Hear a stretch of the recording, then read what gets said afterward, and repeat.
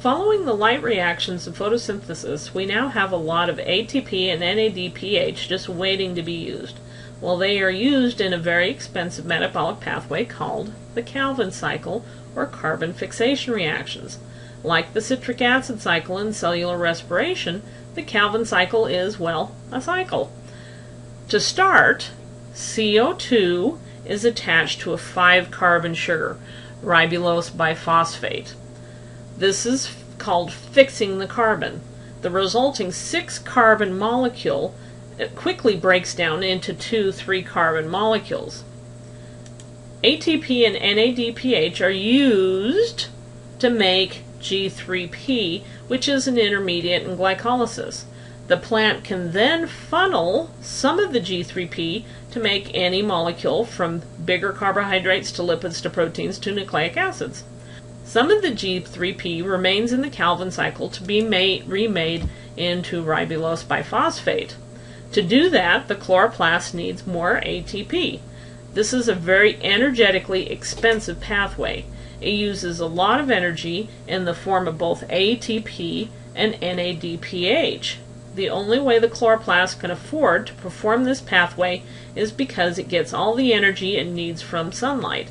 Understandably, the Calvin cycle doesn't run during the night. In this section, we are going to be talking about alternative methods some plants have to reduce the effects of photorespiration. What is photorespiration, you say? Let's talk about that. Usually enzymes go one direction, so to speak. Once the enzyme that does an exchange reaction or splits glucose performs that function, it can't reverse the reaction. Another enzyme would do that. The enzyme that fixed CO2 to ribulose biphosphate is unusual for enzymes. It can take CO2 off of the short-lived 6-carbon molecule if the concentration of CO2 drops and the concentration of oxygen in the leaf rises.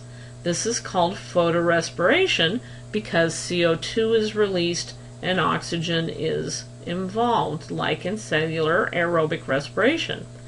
When do CO2 concentrations drop within the leaf? Let's take a look at the structure of the leaf again. Leaves have openings called stomata that allow gases like CO2 and oxygen to enter and leave. Water vapor also enters and leaves. Remember, water is consumed during light reactions of photosynthesis, so plants have to have a steady supply of water. On hot, dry days, like we have around here during the summer, the leaves start to dry out. The plant responds by closing their stomata to conserve water. This prevents CO2 from entering the leaf. The Calvin cycle quickly uses up the CO2 inside the leaf. This drops the CO2 concentration, and the concentration of oxygen rises. The plant begins to photorespire, and it stops growing because it's not making sugars anymore. Plants that have adapted to hot climates have an alternative form of the Calvin cycle that prevents photorespiration. CO2 is fixed to PEP, a 3-carbon molecule, creating a 4-carbon molecule called oxaloacetate. This happens in the mesophyll cells. This oxaloacetate is moved to the cells around the veins of the leaf, or the bundle sheath cells.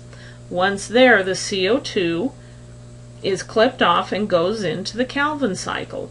This prevents photorespiration from occurring. The alternative is called C4 for the 4-carbon intermediate. Some examples of C4 plants are sugarcane and crabgrass. Speaking of crabgrass, that's why it outgrows the grass you want in your lawn during the summer. Another alternative pathway is called CAM. This involves oxaloacetate as an intermediate too, but the CO2 is fixed to oxaloacetate at night when the temperature is cooler and there is more water in the air. Then, during the heat of the day, the stomata closes and the CO2 that is stored in oxaloacetate is released to the Calvin cycle. So CO2 is gathered at night and fixed during the day when the plant can make the ATP and NADPH needed for the Calvin cycle. Just to be clear, C4 plants separate CO2 gathering and carbon fixation by spatial means. In other words, putting them in two different spaces by having them happen in two different leaf cells. CAN plants separate CO2 gathering and carbon fixation by time, by having the gathering happen at night and the carbon fixation happening during the day.